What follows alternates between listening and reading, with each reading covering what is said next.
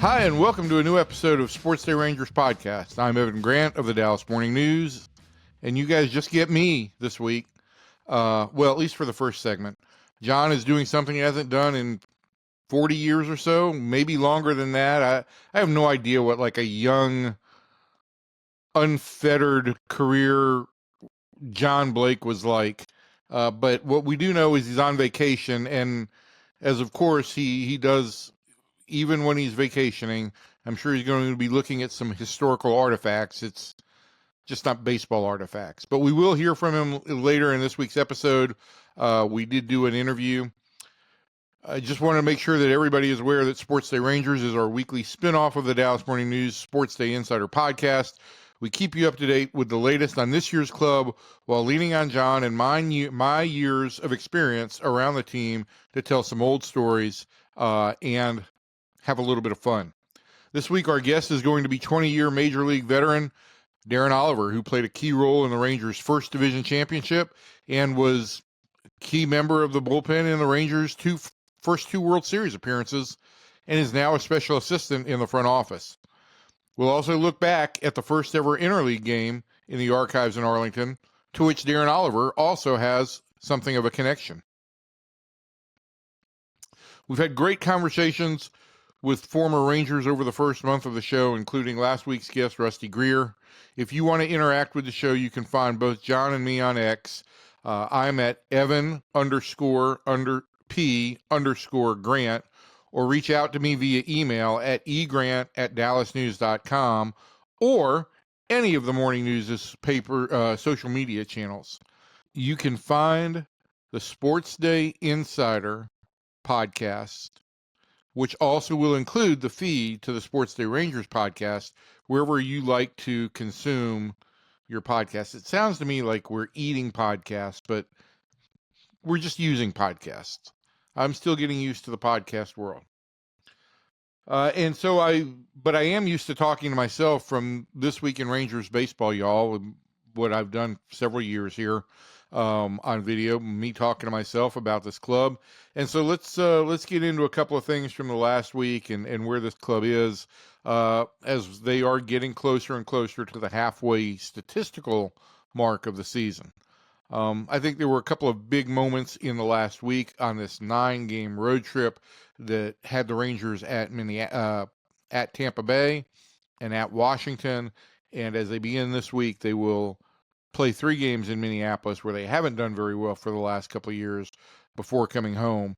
They've had until this point of the season, they had a very heavy home split and hadn't played as many games on the road.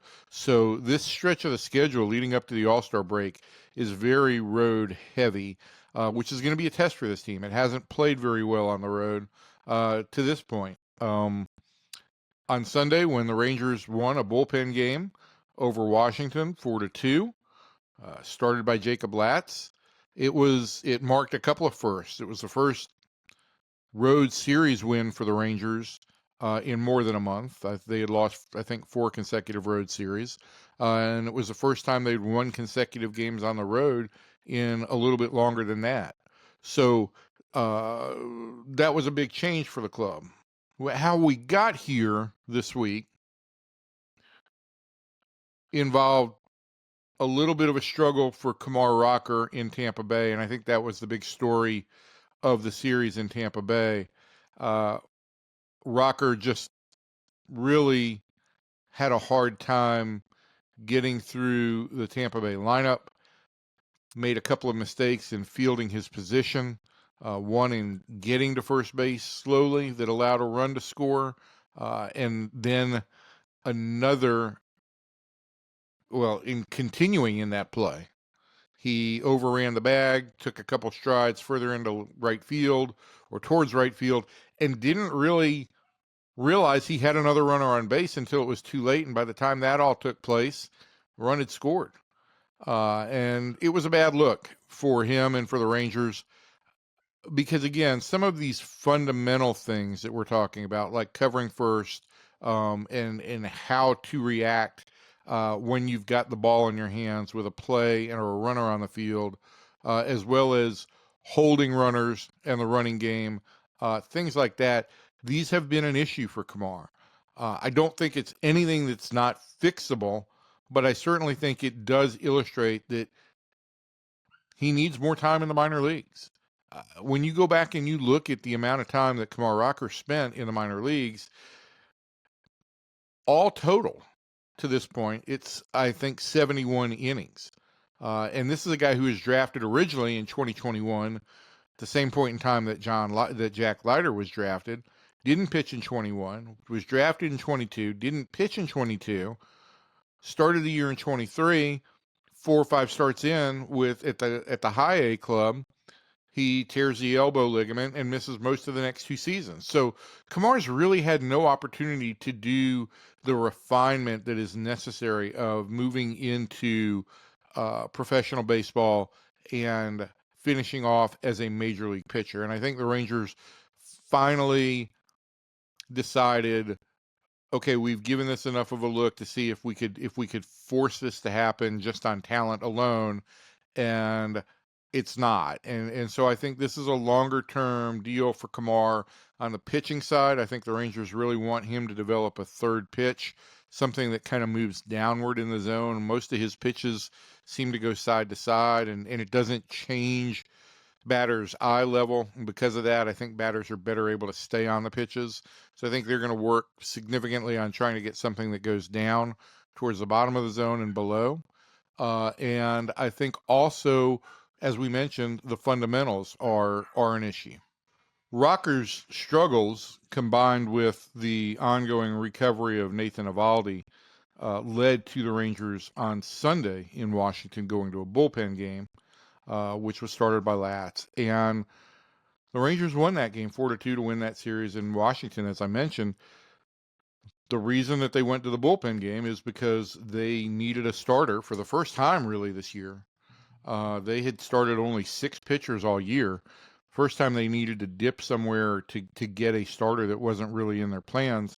They went to Jacob Latz, and it was a well-pitched game by the Rangers bullpen. I can't remember a whole lot of opportunities over the last few years that the Rangers have pitched and won bullpen games. But I also think as Bruce Bochy mentioned after the game, it was important to note that was set up. The ability to use his full bullpen the way he wanted to was set up by the fact that Patrick Corbin pitched 8 really strong innings on Friday night in Washington, followed by 7 shutout innings from Jacob deGrom on Saturday. And so you saw the effect of when the Rangers get a modicum of offense, how this rotation's performance can impact the club, even on days when it doesn't have a starter. It allowed the bullpen to be at its full strength, and for Bochy to deploy his pitchers as he wanted to. And I think that played a big role in the 4-2 win over Washington. I do want to mention that, the Rangers scored 4 runs on Sunday. They had scored 5 runs on Saturday. Again, something they haven't done very often this year. I think it's the 6th occasion on which they've scored at least 4 runs in consecutive games. What's notable about that is this team's basically automatic when it gets to 4 runs. They are 23-4 now, or at least going into the week. It's the second best winning percentage in Major League Baseball when scoring at least 4 runs. The only club that's better is Detroit, which has the best overall record in baseball. And so if the Rangers can get average offense, they are a very good team. They just haven't gotten average offense for much of the season. Which brings us into my other topic that I wanted to mention today, and that is Marcus Semien, who has had a lot of heat on him this year for a slow start, coming off of a poor year last year, and I think it had gotten to the point where the Rangers had dropped him as far as they could in the batting order to where he was hitting 9th. But what we've seen from Marcus, I think after 3 weeks of working with Brett Boone and with Justin Veely on kind of I don't even want to say a new approach, but I think it's more of a head-clearing approach. It's more like, hey, let's focus on what you have done well all your life. Let's not try and introduce new things. You are a pull hitter. You have pulled the ball in the air. Let's do everything we can to make sure that you're in position to do that. And so whether Marcus has adjusted his hands a little bit or whether he has lowered the leg kick that he has, or whether he has moved up on the plate an inch or two. Nobody's really giving details on that, but what we are seeing is real results. He's hitting the ball with authority, and since the start of June, was slashing 435, 519, 826 slugging percentage, and a 1345 OPS going into that series in Minneapolis. Was a strong candidate for the American League Player of the Week this past week. And for me, what's been notable is when he's gotten pitches inside on the inner half of the plate, particularly fastball, he is able to drop the bat there and hit it with authority in the air. There's no more lazy pop-ups. There's not been a ton of rolled over ground balls. And I think you've also seen Marcus get more aggressive on the bases in terms of running and how he has, whether it's stealing a base here or there or trying to make things happen. I think we've seen that a spark back in his game that really wasn't evident because he just wasn't on base much the first 2 months. Tried to talk to Marcus about this during the weekend in D.C. Really wasn't interested in looking back. Most ball players aren't. As Marcus said, I don't want to look back and hear and have you ask, you were bad before, but you're good now.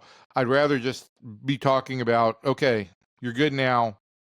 What can you do going forward? And so I think that's what he has mentally really tried to do, is separate this poor start from where he's at, and said, I'm going to start fresh. I'm going to be Marcus Semien. I'm going to double down on the things I do well. I'm really going to hone in on that.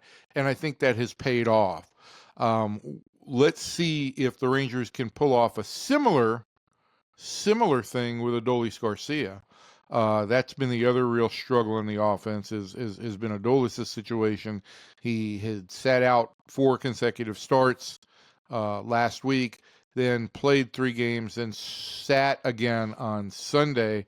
And, right now, I don't know that you can make a case that Adolis Garcia is one of your 3 best offensive outfielders. I think it's Sam Haggerty, Evan Carter, and Wyatt Langford. And none of them are going great. Haggerty has been a real kind of spark plug.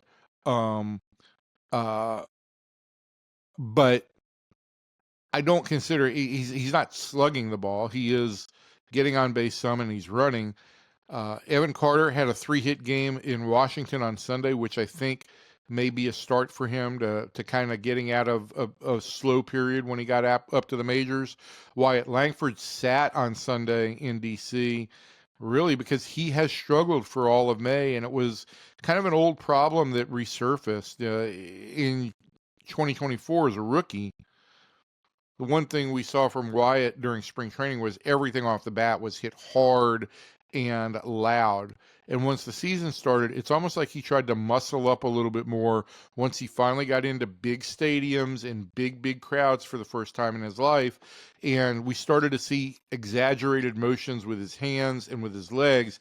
And that, the Rangers felt, led to him swinging uphill, getting underneath balls, and leading to a lot of either pop-ups or routine fly balls. And I think that's what the Rangers have seen some of in the past 2 or 3 weeks.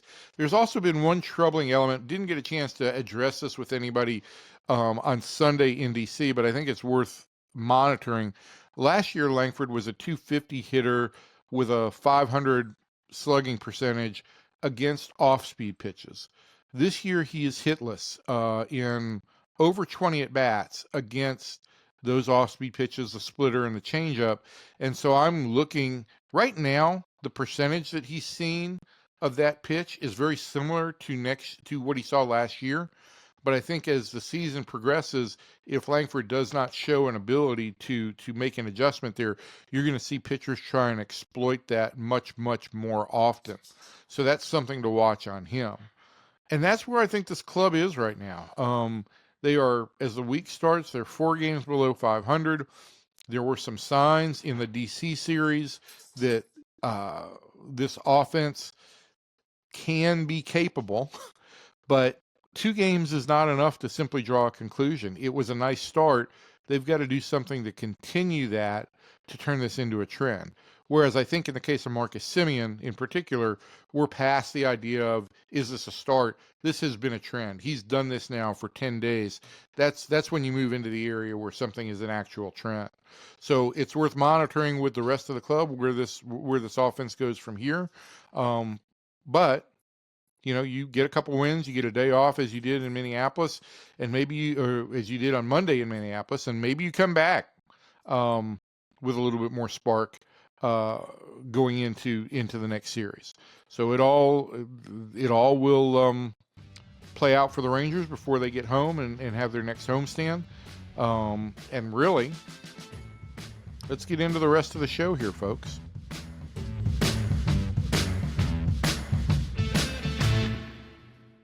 Our guest on this episode of SportsDay Rangers is Darren Oliver. Long history with the Texas Rangers, starting back in 1988 when he was the club's third-round pick out of high school in Rio Linda, California. Darren pitched 20 seasons in the big leagues from 1993 to 2013, 776 games. He was with the Rangers 3 times, 93 to 98, 2000 to 2001, and then the World Series.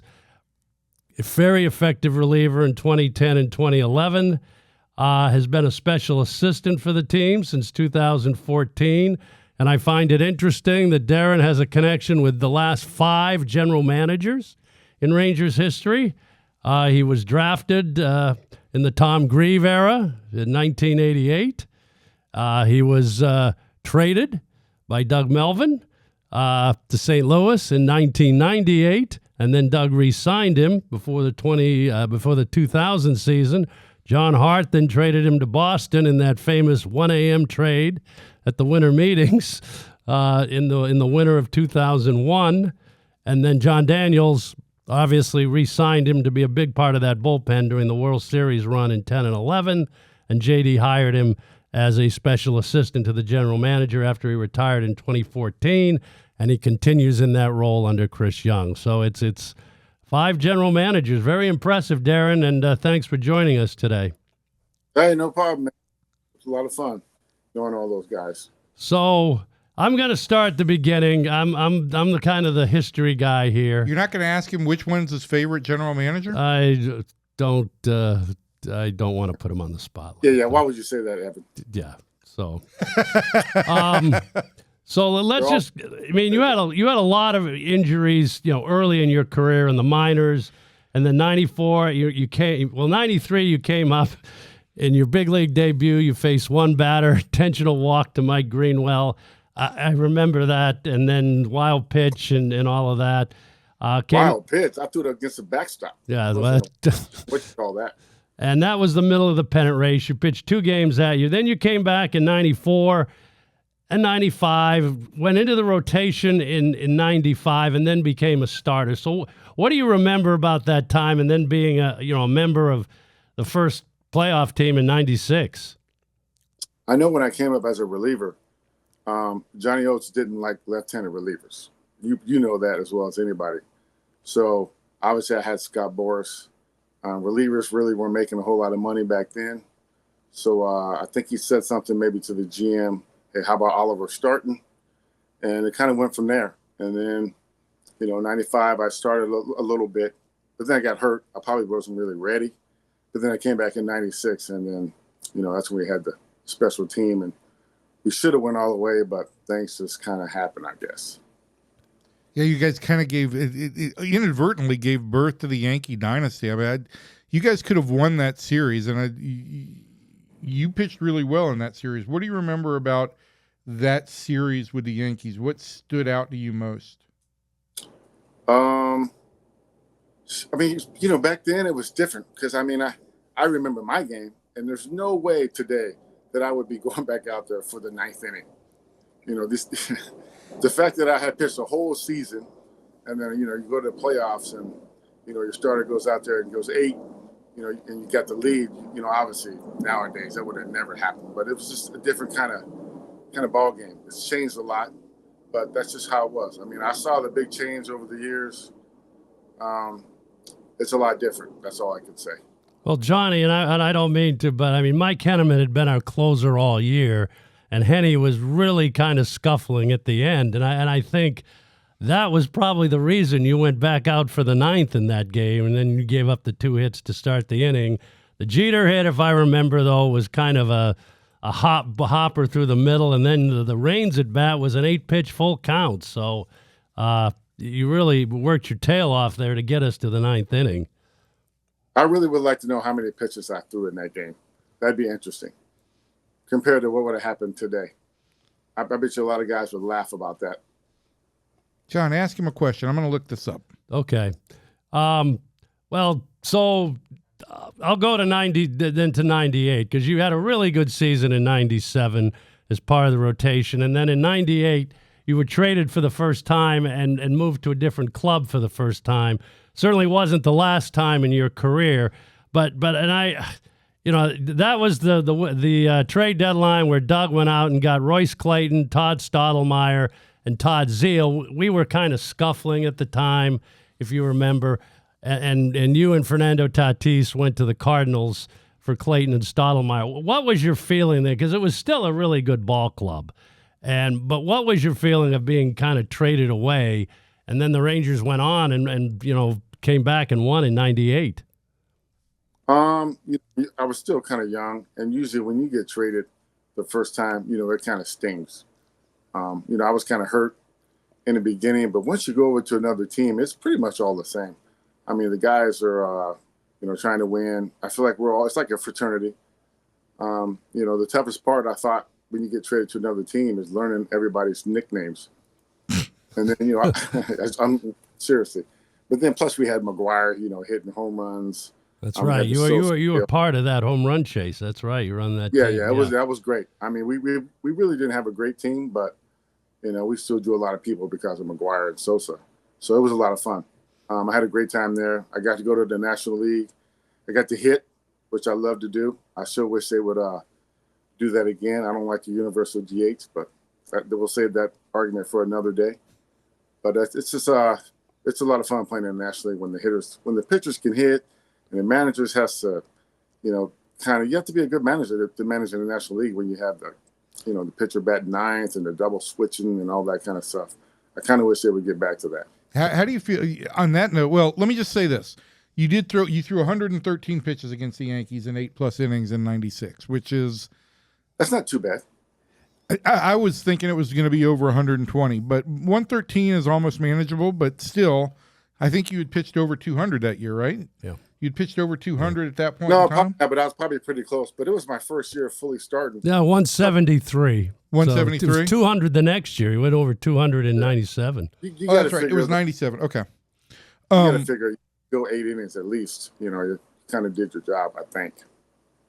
So, Darren, I'm just wondering, right? You got traded in '98, and this club started focusing on the pennant race, and September here was memorable. But as a newcomer to the Cardinals and watching the end of the Sosa McGuire chase, what was your perspective? And you were kind of an eyewitness to history. Well, not a kind of, you were.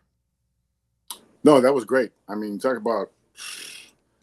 Literally during batting practice, let's say batting practice started like at 5:30 if we were on the road, there would be 20-some thousand people in the stands, and the visiting team, the players, would come on the dugout just to watch them take BP. I've never seen anything like it. It was, tickets were like golden. It was a lot of fun. I couldn't believe that this guy it was like he was hitting a home run. He'd walk 3 times and hit a home run. I think they were opening the gates early, too, for fans to be at BP. Yeah, it was a big deal. Oh, yeah, for sure they were. Hey, since you want to get on this kick about being angry about rule changes, how do you feel about the 3-batter minimum? No, I don't mind that. You don't? No. I always like guys who come in there. Me personally, I didn't like coming there and facing one guy and then they're done. I think every reliever should be able to face multiple guys. probably my biggest issue. I like the time clock. I love it in the minor leagues. The game goes by so fast. But I don't like the throwing over the first base or throwing over to a base twice. I think that's kind of a disadvantage to the pitcher. But I see that they want to put more offense on the scoreboard, so they're going to do what they can to have more offense so more people can come to the games and watch. Yeah, tell me what point in time they're actually going to start having the more offense. I'd be interested in that. Hey, they're trying. But I mean, if you've seen these pitchers, I feel like everybody that comes in the game, they all throw 95 plus. Yeah. It's amazing. I don't know how they do it. Everybody throws 95. It's amazing. So we want to get to the current team and your observations on some of our young pitching, but so the thing I'm interested in here is how you kind of resurrected your career in 2006 with the Mets. You basically had I don't know if it was retired in May of 2005, and you'd been a starter at that point for 10 years. And the Mets, you go to the bullpen, you have you go to the playoffs 4 years in a row with the Mets and the Angels, and you come to the Rangers, and obviously a huge part of those two teams coming out of the bullpen. But what transpired there in 2005, Darren?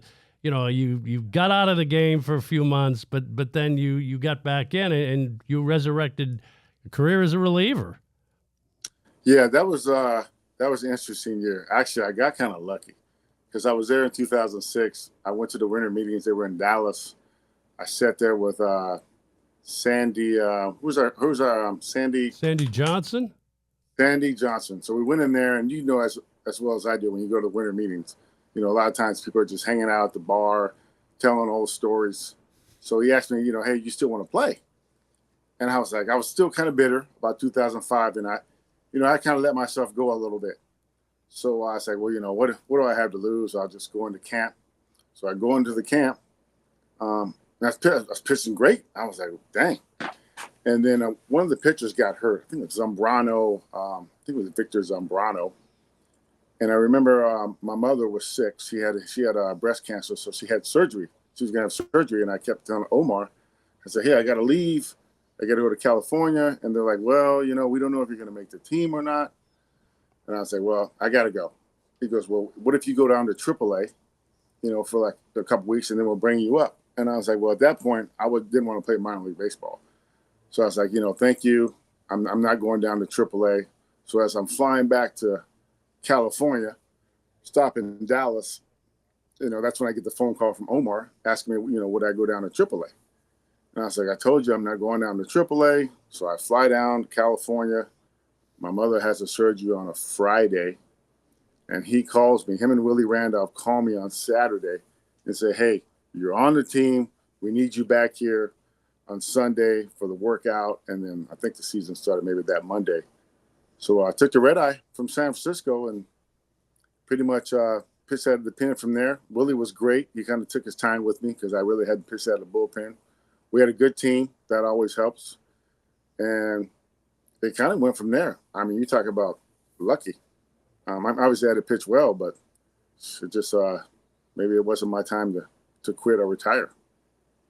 Well, you reinvented yourself. And as we transition into talking about this club a little bit, we're seeing one guy that's kind of going through that and is having some success this year after struggling in it last year. Have you had any conversations with Cole Winn about the transition of the bullpen? It seems like this year he's really kind of gravitated to it and feels much more comfortable with it.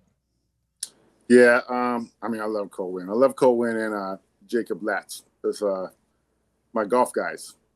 I think it's different when you're younger. I was a little bit older when I transferred to the bullpen. And obviously I didn't have the same stuff. But it takes time to get acclimated to the bullpen. You might be up, not pitch, up again, not pitch, and then they actually go out there for like 2 or 3 innings. It's not that easy. But I'm so glad that he's doing well. I love it. He's a good kid. I love watching him. Kobe and I, we try to take him out to lunch from time to time. And, when those guys were in the minor leagues, we'd go golfing with them. They were mad when I took a hat from them because I beat those guys, which was a lot of fun. But and I still owe them around. I was still around at home my home club at Vaquero. So I definitely want to take those guys out there. I told them, I said, hey, it's my treat. I got you guys. So we're going to have a lot of fun whenever we go out there to play. So getting into now, you're a little more into your current role. You and Colby are kind of the tag team when you go into a minor league place. And I know you were the one that kind of had Colby interested in this after his career was finally over. But it's, and you've told me a lot of times how much fun you have. And you go in sometimes when the pitching coach, for a minor league, one of the minor league clubs is taking a few days off, Darren or Colby will go in and be kind of the acting pitching coach. And play golf. And they would go to good places. You don't want to meet a minor league team in a lousy city. You'll look at the schedule, find a nice place where you can go for a few days. How much fun has that been for you now over the last 10 or 11 years? Oh, it's great. And what's the best thing about it? Like you forget how it was in the minor leagues. Sometimes. It's a grind, especially the staff, the coaching staff. It's a grind, and we usually try to find something that we can relate with the kids down there. And obviously, I have kids of myself, and they're pretty much the same age as these guys, so it's kind of easy transition, just like Colby. And I think they really like to hear they really like the stories that we tell them, and plus we can understand when they're out there and they're not having a good day, or if they are having a great day. We kind of get it because we've been there, done that. We weren't Hall of Fame pitchers, but we weren't bad pitchers. We were just good. And some days we were, really good. And that's usually how most athletes are, let's be honest, football, basketball, baseball. I would say most guys are kind of in the middle. They're just good. And then the ones that are great, those are the Hall of Famers. And sometimes it's just really easy for them. And if they've never struggled before, it's kind of hard to relate to what those guys are going through. I do want to ask you about one thing, because I know you just got back from Spartanburg, where the new advanced Class A club is, and I know you want to rave about the ballpark, of course, because Rev Entertainment built that. But you did see David Davalillo, who is one of my favorites in the organization in terms of upside among pitchers.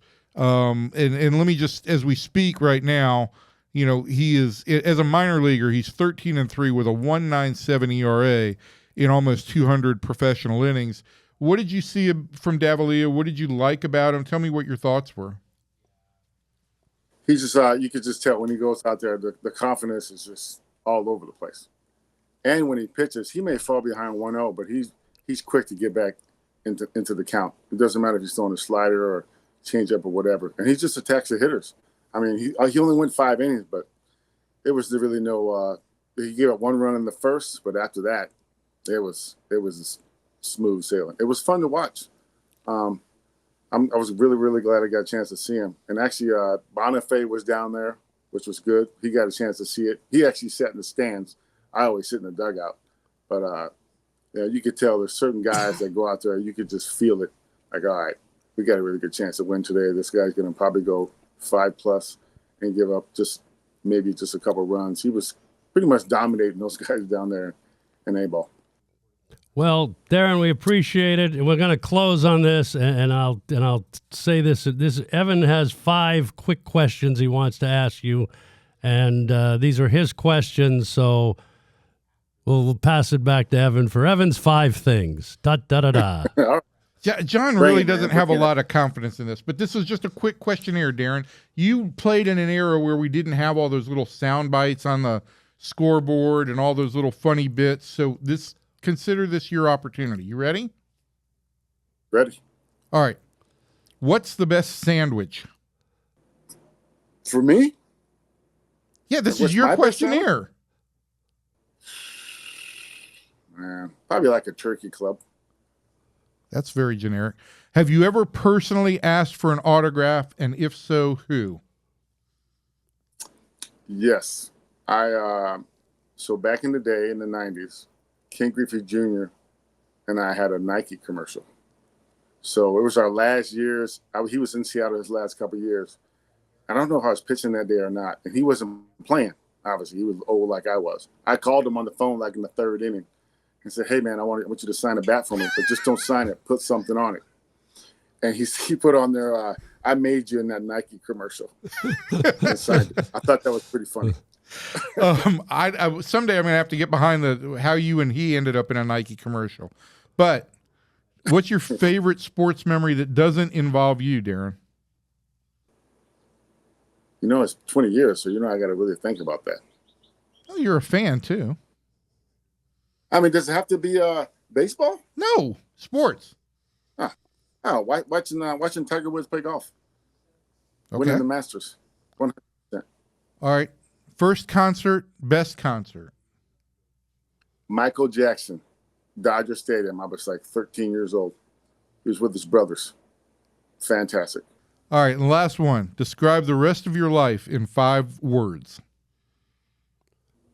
I say enjoying life, kids, and grandkids.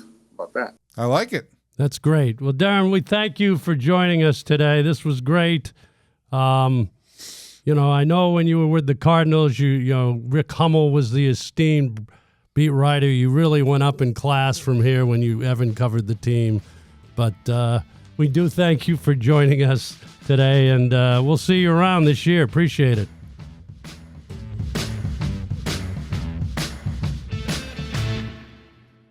Okay, we thank Darren Oliver for joining us today, and now it's time for everybody's favorite segment, the Archives in Arlington, where we come up with something that happened in this week in Rangers history. And we're going to go back to June 12th, 1997, which is kind of appropriate for our guest today. It was the first interleague game in Major League history, and it took place at the ballpark in Arlington. The Rangers played the San Francisco Giants. Now, we made a big deal out of this. This is, my PR background here. This was my first real exposure to the John Blake circus. The Spin Meister. The 1997 Rangers were not having a tremendous season. They had come off the championship in '96, but so when the schedule came out, it was the first day of interleague play ever. It was the first year of interleague play, and the American League West was playing the National League West. Those were the only interleague games. This was a Thursday. And when the schedule came out, the other 3 games between AL and NL West clubs were all on the West Coast. So we had this, and we were at home. So we had like a 2-hour window on this for being the first interleague game. And we took full advantage of it, believe me. We had Willie Mays and Nolan Ryan came in to throw out the first pitches in that game. I think we had both league presidents. We got some national media attention out of it. We did our own little logo. And we had a sellout for over 46,000 fans at the ballpark in Arlington. And just a couple of trivia questions from there. The first batter was the late Darrell Hamilton for San Francisco. He'd been the Rangers center fielder the year before. The first interleague home run was hit by Stan Javier, also of the Giants. You're burying the lead. Who threw the first pitch? And Darren Oliver, our guest, was the starter that day. He was the losing pitcher, gave up 4 runs in 7 2/3 innings. And Rusty Greer, who we had on last week, was 3 for 4 in the game. I just had a lot of storylines, Evan. I mean, Will Clark played against his former team. Barry Bonds was on the Giants in those years. And the Rangers did lose the game, as I said. But we were able to create quite a spectacle out of it. And we did, like I said, it was, for that year anyway, it was a big deal. Yeah, and it was, again, my first real exposure to the John Blake spin machine. And you took the game and turned it into something that was a big deal, mostly because you brought in Nolan and Willie to throw out the first pitch. And did they sign the pitching rubber, or did you take the pitching rubber or something? What did you do? We took the pitching rubber out and sent it to the Hall of Fame, I believe, and had them sign it, yes. And did that have the little interleague logo? Oh, we plastered that interleague logo all over everything. Bases, pitching rubbers, uniform patches. We got the league to really buy into this, and again, it was a scheduling quirk. We had a 2-hour lead time to the games on the West Coast, and you milked it pretty good. And that might be the most memorable thing about the '97 season, which was a pretty forgettable year in between the first two playoff teams. Believe that was the year that Juan missed a significant amount of time early on. The pitching, after being so strong in 96, really went downhill. And obviously the big signing for 97 was to take John Wetland from the Yankees and make him your closer, and he had a strong year. The other thing was there was that commercial, my first exposure to Rangers ticket sales commercials, because 97 was my first year on the beat, that had Chuck Morgan narrating, John Wetland riding all around town on his bike, closing doors, closing windows, because now you had a closer. Right, and you're right about the pitching. I mean, Kenny Hill, who had such a strong year the year before, we ended up trading him, and Doug, and we won't get into this too much. Doug Melman made a couple of some significant trades for '98 when he got Aaron Seeley to come in and join that rotation, and that was a huge move. But anyway, and you got Rick Helling back in '97. Right. And those were two guys who won 39 games, I believe, in '98. Yeah, I'll always say Aaron Seeley is a very underrated Ranger for those 2 years, '98 and '99. He won a lot of ball games. We should have Aaron on at some point in time. Yeah, he's a scout now, right, for the Dodgers? No, he's with the Royals right now. You know what? I will tell you this. I'll give you one quick fact, and we got to get out of here. Aaron Seeley, Nathan Eovaldi's first pitching coach. Really? The Dodgers organization. Yeah, he's a real good guy. So, want to thank you for joining us on Sports Day Rangers. Don't forget to check out more sports content from the Dallas Morning News. Sports Day Insider, my podcast, and with columnist Kevin Sherrington, and usually a guest from our staff to discuss important stories in town this week. That runs every week as well. If you have any questions for us, you can ask us on X, and we'll try to get to some each week, although we haven't gotten any yet because we talk too much. And thanks to Darren Oliver for joining us this week. It's always great to visit with him, and he really does approach everything with such a great attitude. We'll talk to you all next week.